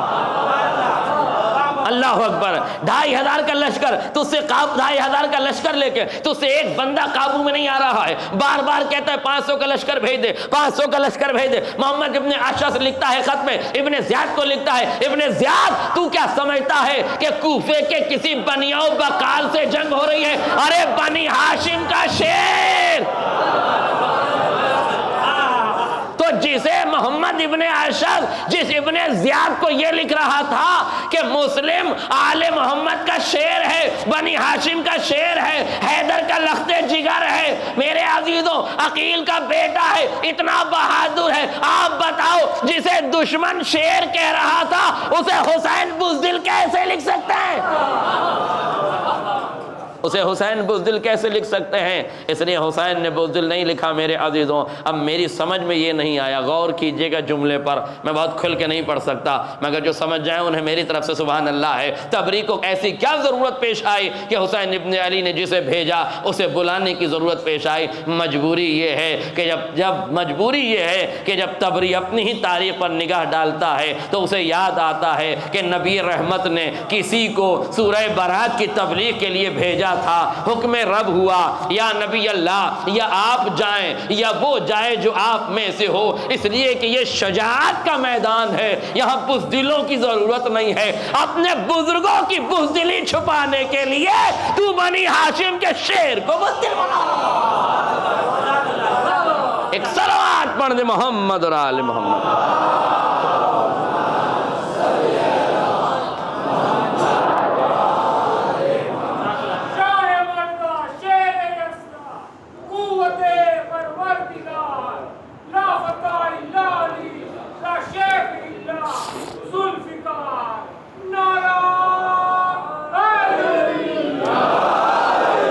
تو دیکھا آپ نے جناب مسلم کی شخصیت کو مجروح کرنے کے لیے کس طریقے سے تبری نے اپنی خباثت و حماقت دکھانے کی کوشش کی ہے۔ تبری کو ابا ماننے والوں بتاؤ مسلم کی شخصیت بچاؤ گے یا اپنے ابا کو بچاؤ گے؟ یہ بتاؤ کہ مسلم کو بچاؤ گے یا ابا کو بچاؤ گے؟ اب ایک ہی ہاتھ میں، اب ایک ہی راستہ ہے تمہارے پاس، یا تبری کو موثق مان کے ساری باتیں تسلیم کر لو اور جو کچھ اس نے لکھ دیا آل محمد کی شان میں اسے مان لو، تو پھر ہم بھی دیکھیں گے روز محشر تم کس کے ساتھ محشور کرو گے، تبری کے ساتھ یا مسلم کے ساتھ۔ اور ہماری تو دعا یہی ہے پروردگار جو تبری پر اعتبار کریں انہیں تبری کے ساتھ اٹھانا، جو کربلا والوں پر اعتبار کریں مالک انہیں کربلا والوں کے ساتھ اٹھانا، تاکہ اپنے اعتبار کرنے والے کا اعتبار وہ بھی تو دیکھیں کہ خدا کے نزدیک اس کا اعتبار کتنا ہے، تاکہ انہیں معلوم تو ہو کہ اس کے معتبر جاننے والے لوگوں کا اعتبار کتنا ہے۔ اور تاریخ کا سورس ضائع ہو جائے گا، لگتا ہے پوری تاریخ تبری کے علاوہ کسی نے لکھی ہی نہیں ہے۔ غور فرما رہے ہیں میرے عزیزوں، کسی نے بھی تاریخ لکھی ہو، بلازری نے لکھی ہو، یعقوبی نے لکھی ہو، ابن اسیر نے لکھی ہو، ابن جریر طبری نے لکھی ہو، کسی نے تاریخ لکھی ہو، مجھے تاریخ سے بحث نہیں، مجھے عظمت آل محمد سے بحث ہے۔ میں عظمت آل محمد کے معیار کو گرنے نہیں دوں گا، کسی کی بات میں تسلیم نہیں کروں گا، چاہے کتنا بڑا جبہ کیوں نہ ہو، کتنی بڑی قبا کیوں نہ ہو، کتنی بڑی ابا کیوں نہ ہو، کتنی بڑی دستار کیوں نہ ہو، میں تو یہ دیکھوں گا کہ عظمت آل محمد کا پرستار کون ہے۔ جو عظمت آل محمد کا پرستار ہے وہ ہمارا ہے، اور جو بنی امیہ کا نمخار ہے وہ ان کا ہے۔ جو عظمت آل محمد پہ قلم اٹھائے گا وہ عظمت آل محمد کے ساتھ محشور ہوگا، جو بنی امیہ کی تعریف میں تقریریں کرے گا خدا انہیں انہی کے ساتھ محشور کرے گا۔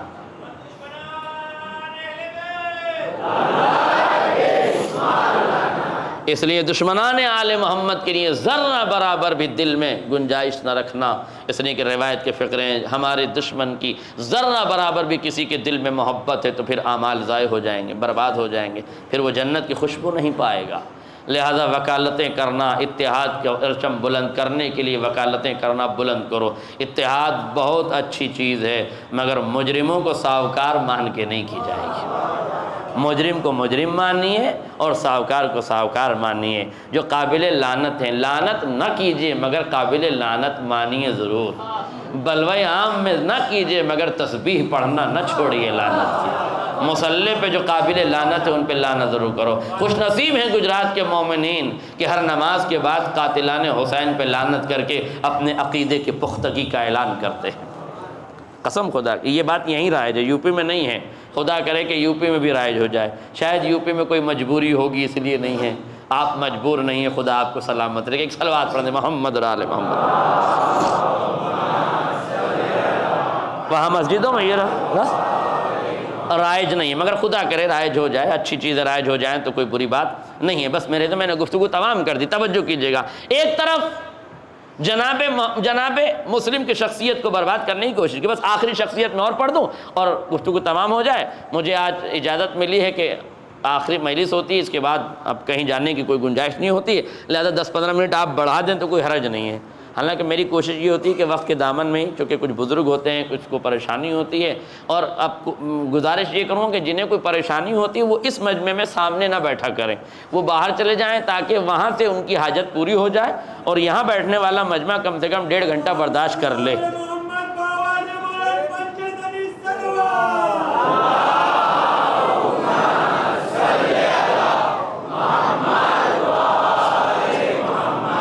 جیسے تبری نے جناب مسلم کی شخصیت کو برباد کیا، ویسے ہی تبری نے جناب عبداللہ ابن جعفر طیار کی شخصیت کو برباد کرنے کی کوشش کی۔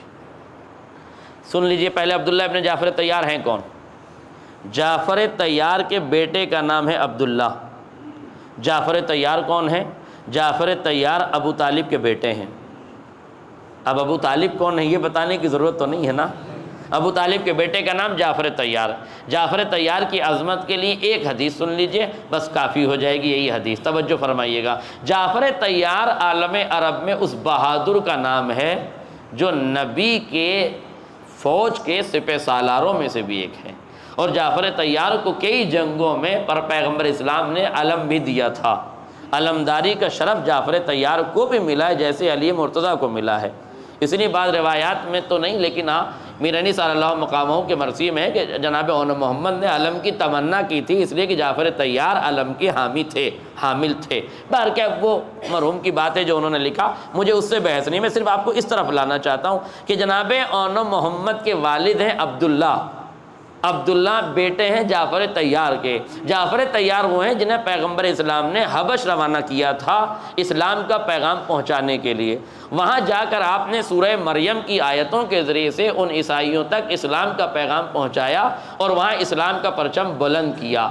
کامیابی سے حبش کو فتح کر کے جب جناب جعفر طیار پلٹے ہیں تو تاریخ نے لکھا کہ اسی دن خیبر بھی فتح ہوا اور اسی دن حبشہ بھی فتح ہوا، اور تاریخ میں لکھا کہ پیغمبر نے فرمایا کہ کون سی خوشی زیادہ مناؤں، آمد جعفر طیار کی یا فاتح حیدر کرار کی؟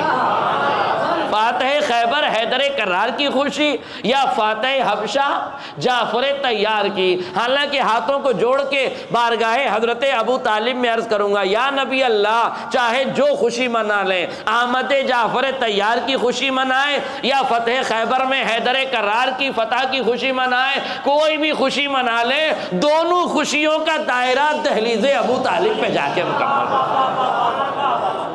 دونوں خوشیاں ابو طالب کے دامن میں رکھی گئی ہے میرے عزیزوں۔ اب آپ نے دیکھا کتنے بڑے باپ کے بیٹے کا نام ہے عبداللہ ابن جعفر، غور فرمائیے گا۔ اب عبداللہ ابن جعفر کے لیے روایت کے فقرے ہیں۔ خطب امام حسین ایک کتاب ہے اتنی موٹی جس میں مدینے سے لے کر مدینے سے لے کے کربلا تک جو کچھ امام حسین کے پیغامات ہیں ان سارے پیغامات، خطب، رسائل کو اس میں جمع کر دیا ہے۔ رسائل یعنی خطوط کو، جو خطوط امام نے لکھے ہیں، جو کلام آپ نے کہے ہیں، جو پیغامات آپ نے دیے، سارے کو اس میں جمع کر دیا ہے۔ بررسی سخنان امام حسین علیہ السلام کے نام سے فارسی میں بھی یہ کتاب ترجمہ ہوئی ہے۔ اصل کتاب عربی میں ہے یہ کتاب، لیکن دونوں زبانوں میں یہ کتاب موجود ہے۔ توجہ کیجئے گا، اس کتاب میں یہ روایت موجود ہے کہ جناب جعفر طیار کے بیٹے حضرت عبداللہ کو امام حسین نے فرمایا، عبداللہ ان تبق فی المدینہ، تم مدینے میں رہو، وان تکون لی عینا، اور میری آنکھیں بن کے رہنا، جو کچھ مدینے میں ہو اسے میری جانب منتقل کرنا۔ اس کا مطلب ہے کہ عبداللہ ابن جعفر طیار اپنی طرف سے مدینے میں نہیں رکے، حسین نے نمائندہ بنا کے روکا ہے۔ جیسے مسلم کو کوفے بھیجا ہے ویسے ہی جعفر طیار کو یہاں روکا ہے۔ وقت نہیں کہ میں تفصیلات میں جاؤں، کل انشاءاللہ اس گفتگو کو میں مکمل کروں گا، بس اتنا سمجھ لیجئے کہ جعفر طیار کے بیٹے عبداللہ کا یہ عالم ہے کہ آپ نے اپنے دونوں بیٹے اون محمد کو امام کے ساتھ روانہ کیا، جناب زینب کو امام کے ساتھ روانہ کیا، اجازت دے دی۔ اب آپ مجھے ایمان سے بتائیے کہ جو شخص بیٹوں کو بھیج رہا تھا، جو شخص زوجہ کو بھیج رہا تھا، کیا وہ کربلا کے مقاصد سے آشنا نہیں تھا؟ کیا وہ حسین کے مقصد سے آشنا نہیں تھا؟ اب طبری نے یہ لکھا کہ ان کے پاس عذر تھا. میں بتاتا ہوں عذر کیا تھا. تاریخ میں لکھا ہے عبداللہ ابن جعفر طیار، اور میں یہ جس کتاب سے پڑھ رہا ہوں زینب الکبریٰ من المہد الی اللحد، عربی زبان کی کتاب ہے. علامہ کاظم قزوینی نے یہ کتاب لکھی ہے. علامہ کاظم قزوینی کی اکثر کتابیں من المہد الی اللحد کے عنوان سے ہیں. یہ کتاب زینب الکبریٰ من المہد الی اللحد، اس کتاب میں عبداللہ ابن جعفر کے کربلا نہ جانے کی وجوہات میں سے ایک وجہ آپ یہ لکھتے ہیں کہ عبداللہ ابن جعفر طیار اتنے بہادر تھے کہ لوہے کی زرہ میں ایسے ہاتھ ڈال کے چیر دیا کرتے تھے. کتنے بہادر تھے؟ لوہے کی زرہ کو ہاتھ ڈال کے چیر دیا کرتے. اتنے قوی تھے، اتنے طاقتور تھے، اتنے بہادر تھے. اور تاریخ نے لکھا کہ ایک بار لوہے کی زرہ کو ایسے چیر رہے تھے کہ لوہے کی زرہ آپ کے ہاتھ میں لگ گئی، اور اب آپ کے ہاتھ میں وہ سیپٹک کا وہ مرض جو آج آپ جانتے ہیں یہ مرض پیدا ہوا. آج تو ٹیٹنس کے انجیکشن لگ جاتے ہیں، اس زمانے میں تو انجیکشن تھے نہیں، لہذا وہ مرض جو سیپٹک کا تھا وہ آپ کے ہاتھ میں پیدا ہو گیا. اب جیسے ہی آپ قبضہ شمشیر پر ہاتھ رکھتے تھے آپ کے ہاتھ سے خون بہنے لگتا تھا، اس لیے آپ جنگ میں نہیں جا سکتے تھے. تو امام حسین نے جو جنگ میں نہیں جا سکتا تھا یا کربلا میں جنگ میں شریک نہیں ہو سکتے تھے، ان کو مدینے میں اپنی آنکھیں بنا کے رکھا. تو جب مدینے میں روکا ہے اور آنکھیں بنا کے روکا ہے، نمائندہ بنا کے روکا ہے، تو مقصد سے آگاہ کیا ہوگا کہ نہیں؟ مقصد سے آگاہ کیا ہے کہ نہیں؟ اب جناب عبداللہ ابن جعفر طیار کی طرف سے خطوط کا لکھوانا یہ طبری اور ابن اسیر کی حماقتوں کے سوا کچھ بھی نہیں ہے. ابن اسیر نے، جب جریر طبری نے، بلادری اور دوسرے جتنے مورخین ہیں سب نے اپنی اپنی حماقتوں کا ثبوت دے کر جناب عبداللہ ابن جعفر طیار کی شخصیت کو مجروح کرتے ہوئے یہ لکھا کہ جناب عبداللہ نے خط لکھا جب امام حسین مکے سے نکلے تو خط لکھا کہ فرزند رسول جیسے ہی میرا خط آپ تک پہنچے آپ جہاں سفر کر رہے ہیں وہیں رک جائیں. اچھا، مدینے سے جب نکلے تھے وہ آپ نے نہیں روکا، مکے سے نکلتے وقت آپ روک رہے ہیں. اور جملے سنیے، اس میں لکھا کہ میں ڈرتا ہوں کہ کہیں آپ شہید نہ ہو جائیں. ابو طالب کی اولاد شہادت سے کب ڈرنے لگی؟ فرزندان ابو طالب شہادت سے، یہاں تو 6 مہینے کا بچہ تیر کھا کے مسکراتا ہے، تو عبداللہ ابن جعفر خوف کر رہے تھے ہدایت کا چراغ منہدم ہو جائے گا، آپ کی نسل کا خاتمہ ہو جائے گا. یہ جملے لکھے ہیں طبری نے کہ جناب عبداللہ ابن جعفر طیار نے لکھا امام حسین کو کہ آپ آ جائیے، میں ڈرتا ہوں کہ آپ کو شہادت نصیب نہ ہو جائے، میں ڈرتا ہوں کہ آپ کی نسل کا خاتمہ نہ ہو جائے. مجھے آپ ایمان سے بتائیے کہ حسین کی نسل کا خاتمہ نہ ہو جائے یہ خوف ہے؟ یہ خوف، اور ابو طالب کی اولاد کو یہ خوف ہے؟ ارے جو نبی آخری امام تک کا نام پتہ بتا کے گئے ہیں، ذریت حسین کی بقا کی ضمانت نبی لے کر گئے ہیں، ارے اس بات پر تو کفار و مشرکین کو اعتبار تھا، تو کیا اولاد ابو طالب کو اعتبار نہ ہوگا؟ اس لیے یہ جملے طبری نے لکھے ہیں، عبداللہ ابن جعفر طیار نے نہیں لکھے ہیں. اور اگر مورخین نے اس پر سواد بنایا ہے تو انہوں نے عظمت جعفر طیار کے بیٹے کو سمجھا نہیں ہے میرے عزیزوں. اور یہ کہا کہ پھر یہاں سے انہوں نے محمد کو آپ کے روانہ کر دیا، اور آپ نے کہا کہ میں جب امام راضی نہ ہوئے جانے پر تو کہا کہ آپ عذر خواہی کرتے ہیں، میں عذر کرتا ہوں، میں آپ کے ساتھ نہیں جا سکتا، مجھے جانے دیجیے. مجھے بتائیے امام کو اگر عبداللہ ابن جعفر طیار کو ساتھ لانا ہوتا تو مدینے میں روکتے کیوں؟ اس کا مطلب ہے کہ مدینے میں روکا ہے. اور پھر اس کے بعد سعید بن عمرو بن سعید بن عاص کے ذریعے سے امان نامہ بھی لکھوایا کہ تم میرے بھائی کو امان نامہ لکھ دو. اب ابو طالب کے لاڈلے نعوذ باللہ اس منزل پر آ گئے ہیں کہ دشمن کے سامنے جان کی امان مانگیں گے. میرے عزیز، اس کا مطلب ہے کہ صرف تاریخ کربلا پڑھیے نہیں، واٹس ایپ پر یہ واقعات گردش کرتے ہیں، لوگ لکھ دیتے ہیں، آپ تک پہنچ جاتے ہیں، انہیں پڑھیے ضرور مگر سمجھنے کی کوشش کیجئے. بنی امیہ کا زہر ہر آدمی اگر سمجھ جائے تو کیا کہنے. یہی تو ایمان کی پرکھ ہے، یہی تو عقیدے کی کسوٹی ہے کہ جہاں آپ کو عقیدے کے خلاف بات نظر آئے وہاں عظمت آل محمد کا دامن تھامو، دشمنوں کے ساتھ نہ ہو جانا. اس لیے کہ عبداللہ ابن جعفر طیار کی شخصیت اس سے بعید ہے کہ وہ امام کو یہ کہیں کہ آپ کی نسل برباد ہو جائے گی، آپ روئے زمین پر ختم کر دیے جائیں گے. مجھے خوف ہوتا ہے آپ کی شہادت سے. ابو طالب کے لاڈلوں کو شہادت کا خوف نہیں ہوتا بلکہ شہادت کو کرامت جانتے ہیں، شہادت کو شرف جانتے ہیں. اگر آپ کو حسین ابن علی کے شہادت سے خوف تھا تو پھر اون محمد کو کیوں بھیجا؟ اور اگر جناب جعفر طیار کا بیٹا عبداللہ کربلا سے راضی نعوذ باللہ تبری کے بقول نہیں تھا تو پھر جناب زینب نے کربلا کے بعد عبداللہ کے گھر میں قدم کیوں رکھا؟ جناب زینب کا عبداللہ کے ساتھ رہنا دلیل ہے کہ عبداللہ زینب کے نظریات سے متفق تھے، حسین کے نظریات سے متفق تھے، اسی لیے تو کہا تھا اے شہزادی زینب آپ جا رہی ہیں نا، اے علی کی بیٹی آپ جا رہی ہیں حسین پہ قربانی دینے کے لیے، تو لیجئے دو بیٹے ہیں نا، ایک بیٹا میری جانب سے قربان کر دیجئے گا، ایک بیٹا اپنی جانب سے قربان کر دیجئے گا۔ اور محمد عبداللہ کے بیٹے ہیں، جعفر طیار کے پوتے ہیں۔ ابھی شبیہ تابوت برآمد ہوگا نا عزیزوں، ابھی آپ اون محمد کی شبیہ تابوت کی زیارت کریں گے نا۔ آؤ کون ہے اون محمد؟ تاریخ نے لکھا شب عاشور ہے، ہر ماں اپنے بیٹے کو کل کے لیے تیار کر رہی ہے۔ تاریخ نے لکھا، روایت کے فقرے ہیں، جناب زینب نے اون محمد کو سامنے بٹھایا، میرے لال تم جعفر طیار کے پوتے ہو، تم علی مرتضیٰ کے نواسے ہو، دیکھو کل ریگزار گرم کربلا کا مارکا گرم ہوگا، تمہیں شہادت کے لیے جانا ہے، میرے لال دیکھو اپنی جان کا نذرانہ حسین پہ پیش کر دینا تاکہ میں کل فاطمہ کے سامنے سرخر ہو جاؤں، کل میں فاطمہ کو منہ دکھانے کے لائق رہوں، اس لیے اپنی جان کا نذرانہ پیش کر دینا۔ میرے بچوں یاد رکھنا، اپنی جان کو عزیز نہ سمجھنا، اپنے ماموں پر اپنی جان کو قربان کر دینا۔ ایک مرتبہ جناب زینب تلقین کرتے کرتے ایک لہجے کو بدلتے ہوئے ایک جملہ ارشاد فرماتی ہے، اے محمد میں تمہاری شجاعت سے واقف ہوں، میں تمہارے فنون جنگ سے واقف ہوں، میں تمہاری رگوں میں جعفر طیار کے لہو سے واقف ہوں، میں تمہیں جانتی ہوں کہ تم علی مرتضیٰ کے پوتے ہو، میں جانتی ہوں کہ تم علی مرتضیٰ کے نواسے ہو، میں جانتی ہوں تم جعفر طیار کے پوتے ہو۔ حبش جس نے فتح کیا تھا جعفر طیار تھا، خیبر کا در جس نے اکھاڑا تھا علی مرتضیٰ تھا، دونوں بہادروں کا لہو تمہارے اندر آ چکا ہے، میں جانتی ہوں تم بہت بہادر ہو، میں یہ بھی جانتی ہوں کہ تم لڑتے لڑتے فرات کی ترائی تک پہنچ جاؤ گے، مگر خبردار ہو نہ محمد، ایسا نہ ہو کہ فرات سے پانی پی لو، ایسا نہ ہو کہ اسلحوں کی گرمی پیاس کی شدت تمہیں فرات پہ ٹوٹ پڑنے پہ مجبور کر دے۔ اور محمد خیال رکھنا، اگر تم نے فرات کا پانی پی لیا نا تو زینب تمہیں دودھ نہ بخشے گی،